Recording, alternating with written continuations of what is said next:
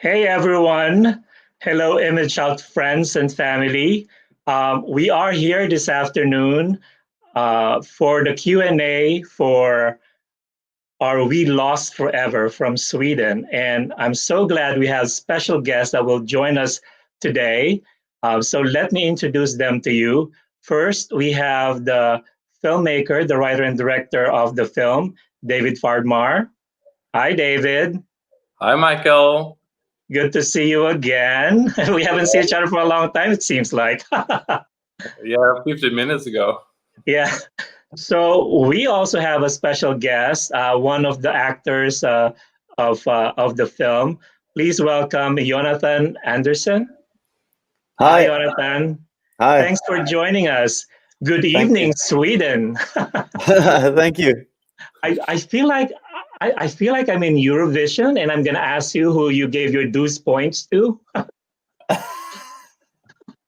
Anyway, so Germany, we're here 12 for the points. film. We're here for the film Are We Lost Forever, which just started screening here at ImageOut this morning for us, 6 a.m. And I hope people are watching it because it's really a great film, and that's why I included it in my lineup.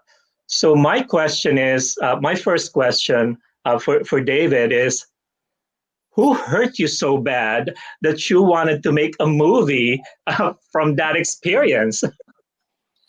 Oh, wow. Well, because I heard that most filmmakers make films that they know about. So since you wrote this, I'm assuming that this is based on some personal experience, and this is such a very emotional film. So I was just wondering how you went about writing it and how it all started. Well, that's a tough question to begin with. No, but I mean, it's no secret that I kind of based some of the story from two different breakups, separations that I've been through. I mean, it's fictional. It's fiction. But I've been taking I just got after my second separation, I kind of got obsessed with the word "we." Like when is we not we anymore? When we become you and me. So I started to think about that. It's so easy, and it's so easy and quick to form a we. Like you can just meet someone and you feel like it's us or we. But it takes longer and it's harder to form a you and I from a we, because you have the history and stuff together. So that's why I got this idea of making a feature out of that subject, and I took some situations and feelings and just some dialogue from my two separations and just put it on the paper, and made scenes out of those situations or moods or emotions. So it's not one single person who hurt me that much. So does that include the bed? Is that from your experience? The bed is it's on my own experience. I have not. I mean, the situation of the bed. Is based on a true story. Yeah. Yeah. I didn't know that. You thought he was just being creative, huh, Jonathan? Yeah, exactly. I'm not asked so much about, but okay, nice to hear. Yes.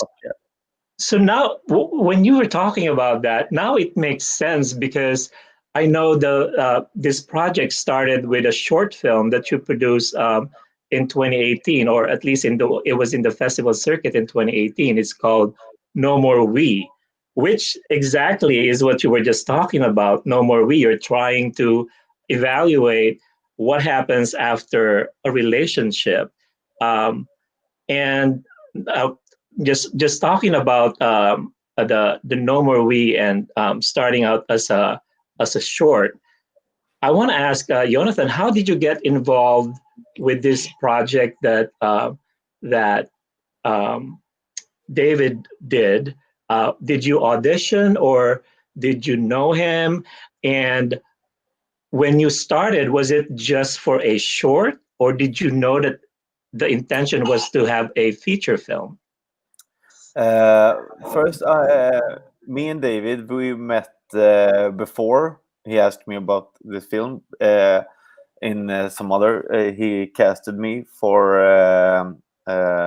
another films before, so we knew each other. But then he called me one night, I remember, and said that he had written a story and wanted me to read it and asked if I wanted to play Hampus.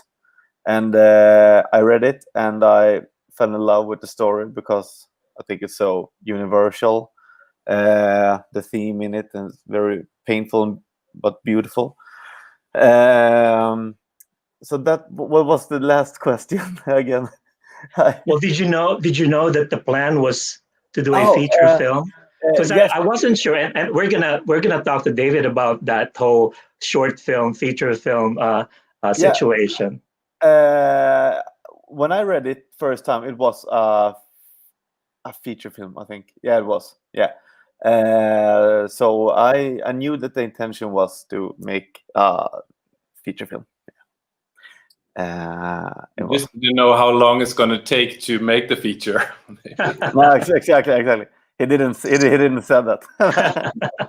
So, so the short that you made, David, was that like a proof of concept that you can pull this off? So you made a short first, and maybe I don't know if you used it to pitch the film to um, you know financiers or something. What was the whole point of doing that short?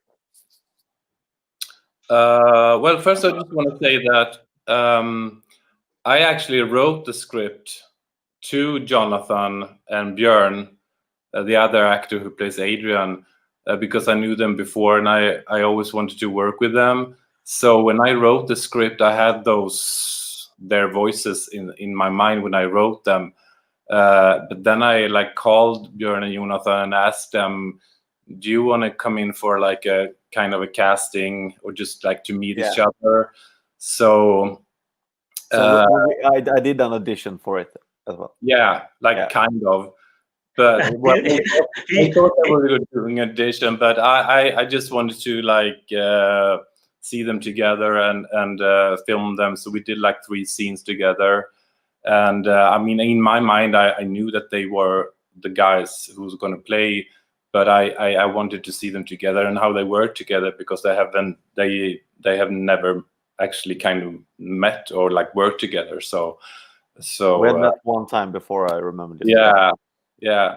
So you were looking for that chemistry if it's there, because sometimes things work in your head, but in reality, whether it would work is a big question. So well, it looks like it worked because you did the film with them.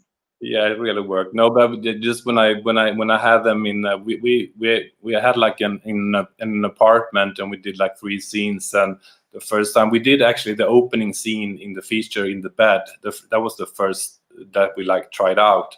And when I just saw them in the bed, laying there, I was like, oh my God, it's Adrian and Hampus. So yeah, it was really sweet. And the short No More We is actually the first 15 minutes of the film, right? Yeah, kind of. So yeah, I wrote a feature film script, and then we tried to finance that, and we just got like financed for a couple of the first part. So we ended up like going out and or going into the apartment and filmed the first part of the script, and that ended up being a short film. So and then we had tried to finance the feature but didn't make it. So then we just finished the short film and premiered it in the Gothenburg Film Festival 2018, and then it just got a lot of other festivals all over the world, and then everyone kept asking, but what happens next? They feel so unsettled, the story. So then we like got encouraged to let's go out and film the rest of the script. But I mean, the thing we filmed in the short film, it's actually like 2 years in between when we continued to film the feature part. So we used almost almost like 90% of the short film material we have in the feature as well, and that works really good.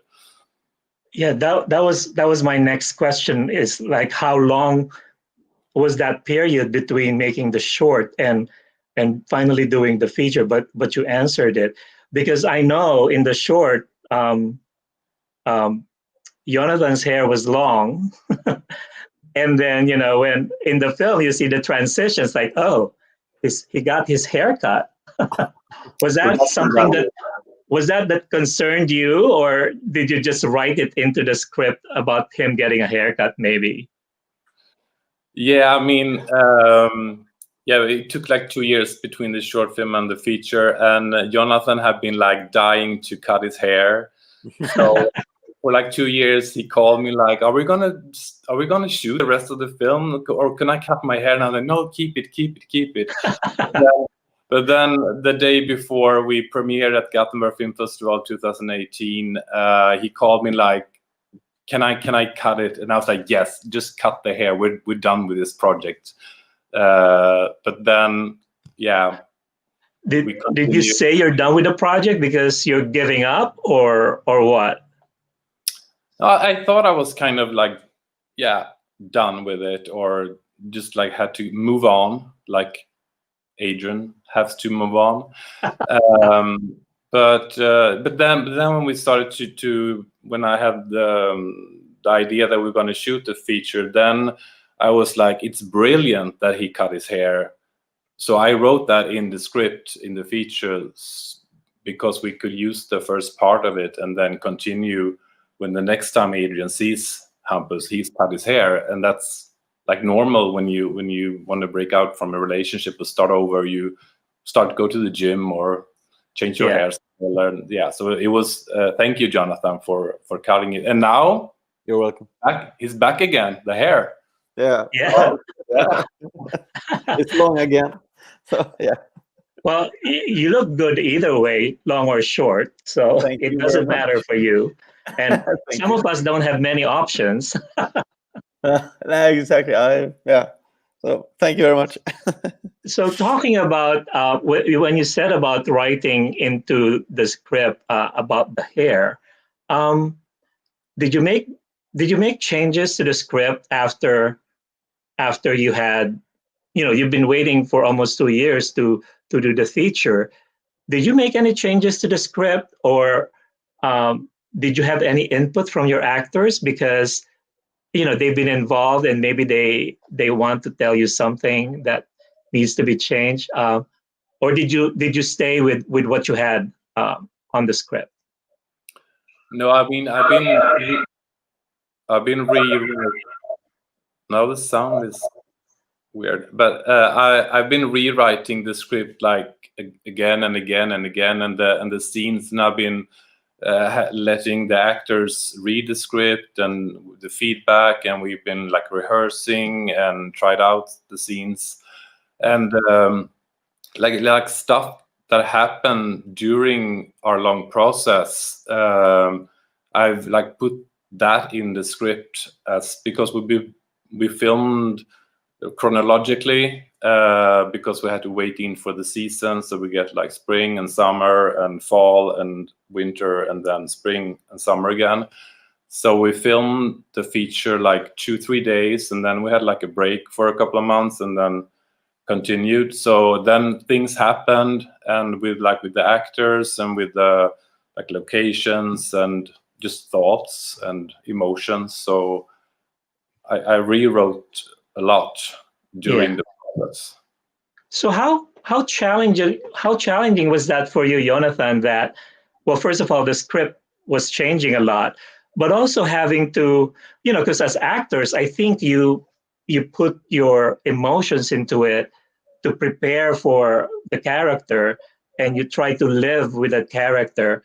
But the fact that you have to shoot something and then wait, from what I gather from David's statement, you have to wait a couple of months to shoot the next scene and all that. Mm-hmm. How did that affect your characterization of Hampus? Was it difficult for you, or Not so much, not so difficult actually. It was because you're good? exactly. No, it's not. No, thank you very much. No, but I liked it to have that long time actually, because time is very important when you do a character. I say, so I just kept myself. A bit of me was standby to be Hampus all the time, and yeah, I had no problem with it. When it was such long time gaps, I liked it because it deepened the feeling inside me of Hampus, I think. Yeah. Well, it's good that you took on the challenge. So that's a good thing. That's a mark of a good actor.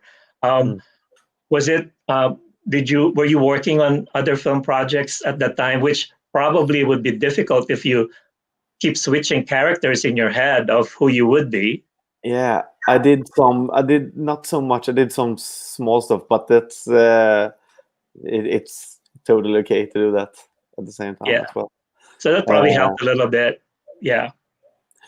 So speaking of long hair, earlier, I noticed that when I was watching the movie for the first time, and I we were talking about this, David, when I watched it. I saw it in Berlin for the first time in February, and you were asking me if I've seen it. I've seen it. So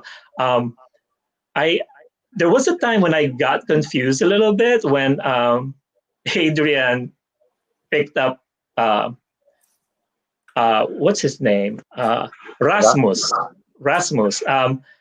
and he has long hair, and he kind of looks like Hampus. I mean, Jonathan and the actor Mickey Stoll. Is that his name, Mickey Stoll? Yeah. Was that a conscious decision on your part to find whoever Adrian is going to hook up next that has a little more possibility for that person to look like Hampus? Yes, that was very much my intention, because I've noticed from myself and friends and people I talk to that if Adrian is not over Hampus, he wants him to come back. So when he realized he can't have Hampus back, and then maybe he can get like a copy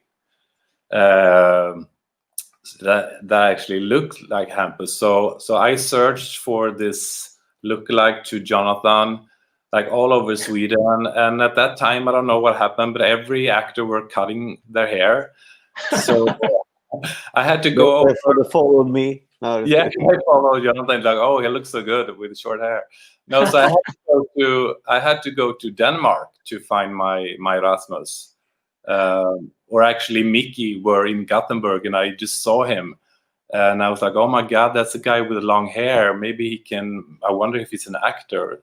So I got to know him via his girlfriend, Emily, who is an actress. And I saw she posted pics on Facebook with she and this boyfriend. And I was like, oh my God, that's my Rasmus. So I asked her, like, is he an actor? And she was like, yeah, he's an actor. He's Danish. So then, I mean, what we talked about before, then I wrote in the script that Rasmus was from Copenhagen in Denmark. So that was really, yeah, that's what like put in the script during the way. So, and they look, I mean, I'm glad you say that, because my intention was that they were going to be like kind of like copycat, like lookalikes. Yeah, I had to take a second look when I was watching the thing. Oh my God, did I miss something? Like, who is that on his bed? But anyway, but also the name Rasmus and Hampus is kind of like very similar. So you really were driving the point that Adrian was looking for, like you said, a copycat or a copy of Hampus. But also, it's not a copy of the new Hampus. It was a copy of the old Hampus, because the new Hampus has short hair and working out at the gym and happily with another person. So I think that's true for a lot of relationships. You have an idea of this person, and sometimes you hold on to that idea, and that's what you look for, and you can't let go of the old idea of this person, and sometimes that's what hurts relationship. So anyway, so what was your reaction, Jonathan, when you saw this other actor kind of looking like you? I thought it was just very funny, and it was great casted from David. It was just great. This felt perfect. So was it difficult working in a tight space? Because a lot of your scenes are very intimate, and it's just you and Bjorn. How is that as an actor? What are the challenges of that the camera is always on just the two of you, and it's always like very intimate setting, just the two of you? Was that challenging for you as an actor? Not, of course, always challenging, but not in a particular way. I liked it very much. It was very intimate. The crew was very small crew. It felt very nice. It was just me and Bjorn, and we had these characters, and with a great script. So you just wanted to release the feelings and stuff, and I was just concentrating on the relation between us and I was just concentrating on Bjorn, actually. So it was not, it just felt great to have these switches on and off when we these long scenes, and so it was just great actually to have these long scenes where you had time to stop and think and make another turn. So it was not that hard, just fun, but of course it's always hard, but it's lovely as well. So it's Jonathan must be a great actor to work with, because it seems like he just takes on all these challenges and everything seems to be easy with him. You lucked out, David. So I love working with Jonathan. I would work with him for all my life if I can. Wow. Thank you. See, you should hold them to that, Jonathan, as a promise. Like, oh, you have a new film. Okay. You told me you want to work with me, so So because Bjorn isn't here, we can talk about him. And I met Bjorn. I think when I met you in San Francisco, David. I mean, we know each other for the longest time, but the first time we actually met in person was in 2016 when you were doing. We Could Be Parents. We Could Be Parents. We Could Be Parents, and you produced that film, right? For him. So you've worked with Bjorn as a producer, and Bjorn, he directed the film and starred in it. How was it working, like on a being on a different role now with him on the set, like you telling him what to do as the director, and him as an actor, like taking orders from you, and he was your producer before. So how did that dynamic go? Well, I don't give orders. Really. Oh, really? I That's hope not what I heard. no, but I mean, we work so close to each other, like close with each other, like both me and Jonathan and Björn and all the other actors. It's really like a collaboration with trust and friendship. So it doesn't really feel like that. And I mean, Björn, in We Could Be Parents, he was also the actor, so I was the co-director of the film, but he was the director of his film. But so it wasn't, and I mean, I was the eye for him when he was acting in We Could Be Parents. So it was not that difficult or like switch in roles really. But what was the question again? How? No, you covered it. You're fine. Oh, yeah. So my next question is for you, Jonathan, because both David and Bjorn have been directors. Do you also have any ambition or dream of directing your own film, or are you happy being in front of the camera rather than behind it? Oh, I never said this to David, I think, but I've never talked about. But I love to act, and I think it's very funny and very giving.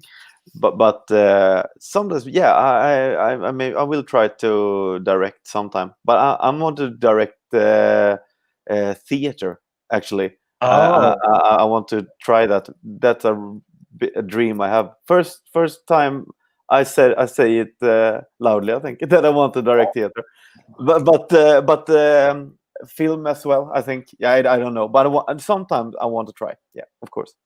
do you have a theater background? Kind of. I played in some theater in Stockholm when I lived there for a couple of years with some groups and stuff. Yeah. Very cool. And theater is so much different than film. I feel like it's more challenging having to do things over and over. And whatever you do on stage is live. It's not, you can't edit things out. So you really, well, that's why you took on all the challenges that David threw at you, because you're a theater actor. Yeah, It worked maybe. well. Yeah. I don't know, actually. If the director says something, you do it. That's the thing. Yeah. Yeah. Not all actors do that. What? Not all actors do that. Okay, but now yeah, all right. Don't tell him. Yeah, let him think that that's what it's all about. So, David, I know you're also I know you're also a casting director, aside from being a producer and writer and director. So this is probably why you have, when you were saying earlier that you were looking around for that lookalike of Hampus, you have access to, you have that access because you're a casting director, right? And I brought it up because I remember when I screened your first film, My Name is Love, and there's this little actress in a supporting role in that film, and her name is Alicia Vikander, who, as we know, have gone to do bigger and bigger things, and she's now Oscar Award winner, Alicia Vikander. So how was that? How did that work out for you? Because I know you keep working on, you keep working with actors, and when you do all your films, you tell me, oh, that person is the famous actress from blah blah blah. So, so in a way, you have all this connection that you could ask them to be in your films, right? Is that a good thing? Yeah, it's a very good thing. to have that access, as you say, to. No, I mean, for this film, I really just picked all my favorite actors to be in my film and asked them if they wanted to do it, and thankfully they all said yes. So I think I told you about Maria Hedborg, who plays the nurse in this film. She's the mother of fucking Åmål, Show Me Love, the Lucas Moulton film back in the days. So it's it's such a treat to have her in my first feature. Yeah, and Alicia, I mean, we're from the same city in Gothenburg, and we've known each other since she was like 14, 15. And when I had this little part in my first short film, I asked her, and she wanted to be in it. And I mean, at that point, we filmed it in 2007. So I mean, she was happy to come along, and I'm so happy that her career kicked off, because she's such a great person and an actress. So yeah. Now my next question is, does she still take your calls or answer your emails? Actually, we texted each other a couple of days ago because it was her birthday. So she still answers me, and I answer her as well. I thought that I forgot now that film where she was a robot. Yeah, Ex Machina. Ex Machina. I love that film, and I feel like she should have won Best Actress for that instead of being a Best Supporting for the Danish girl. Is that? Yeah. So I loved her work there, and I'm looking forward to seeing more of her as you know, when you've won an Oscar, the world opens up for you as an actress. So hopefully she'll get a lot more role and not just all this big commercial stuff, because she also did Lara Croft, right? So I guess my next question is, I think this is the only second time in the US that your film is screening, right? Yeah, it was premiered in Chicago 2 weeks ago. Yeah. Yeah, and then it's me for the East Coast premiere, and but I know your short film played a lot in a lot of festivals, and I know you've always given me a hard time for not playing it at ImageOut. But here I am. I played the feature film when other people have not done so, and I was just wondering, because I know it's done well outside of the U.S. I mean, it's big in Europe, and do you think that the sentimentality of the film might be more relatable in a European setting than the American setting? I think a lot of Americans want to escape instead of facing the reality of a relationship in shambles. But I think you know, it reflects what happens to a lot of relationships and in real life. But I just wanted to get your thoughts on that, because I know you want the film to reach as many people as they can, but you think it's too tough for other audiences more than others? Well, yeah, maybe it's a bit like, I think the people can think that it's kind of like depressing and sad, but as I said in the other the chat we had before, we had this theatrical premiere in Sweden 2 weeks ago, and I mean, there was so much laughter in the audience because these awkward scenes when they meet again and stuff like that. So I think it has like a comic twist in some scenes, but maybe the Americans not quite get that right now. But I mean, it will pick up. You will I think there will be more festivals in the US, and I'm happy wherever it's playing. We're going to Belgium next week for the Film Fest Ghent. Yeah. That's going to be really fun. I'm actually like really going. I'm going to take a flight. Wow. Yeah, and they invited me, so I'm going there, and that's going to be the first time I see the film with an audience outside Sweden. So that would be fun to see how they will react.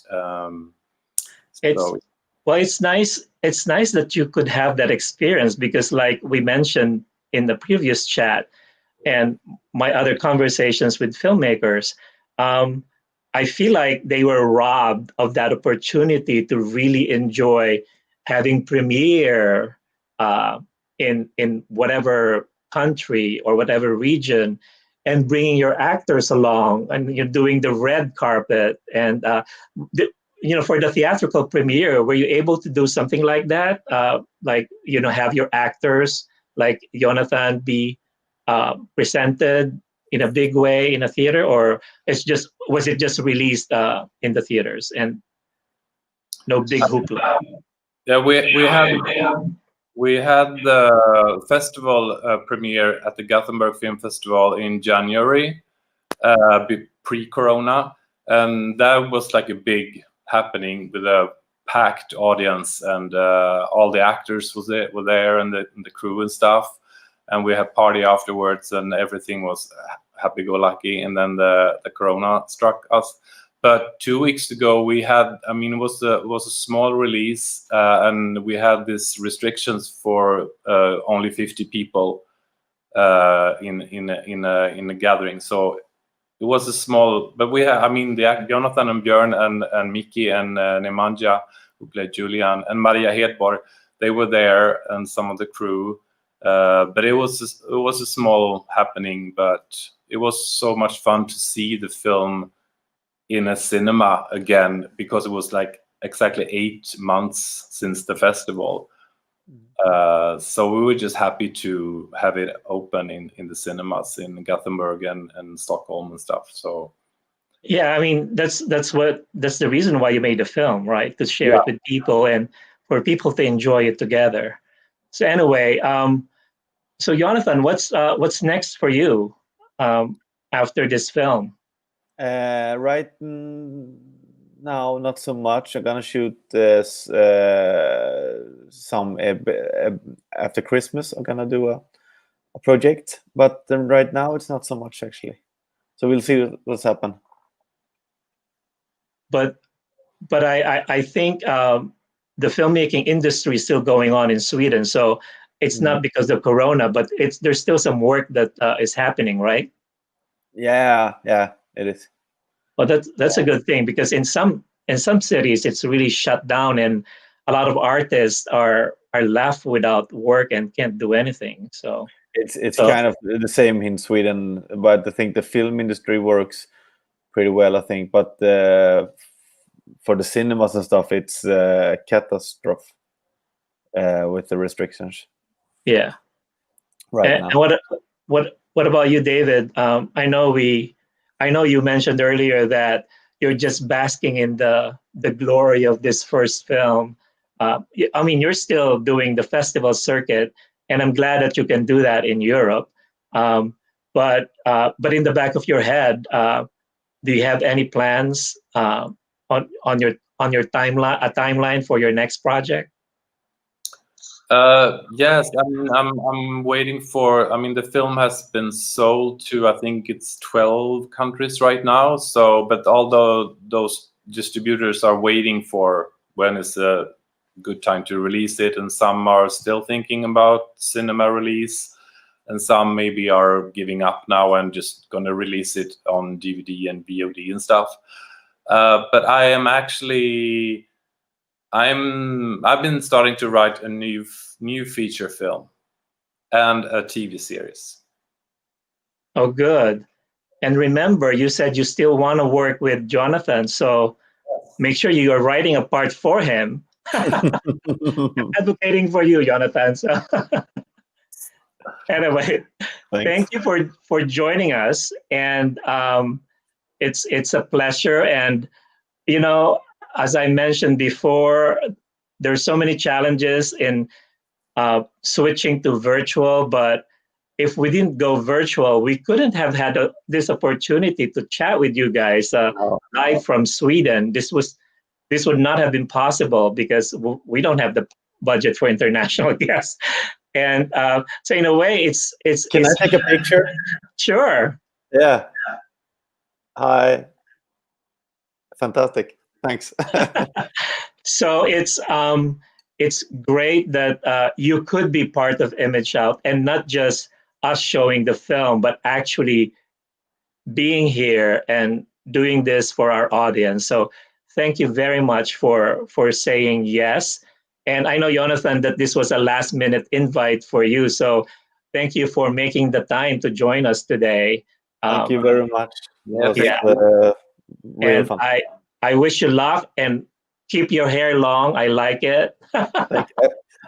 I hear what you say. I think you can do it. Thank you. And we're gonna say goodbye to the stream, to the live stream. But if you could just hang on for a little bit, that would be great. So thanks again for staying with us, and see you next time. And make sure to watch our We Lost Forever, which will be streaming for another 4 days. And Cool. You'll see Jonathan there, and the great work of David. So have a good day. Thank you. Thank you very much. Sweden.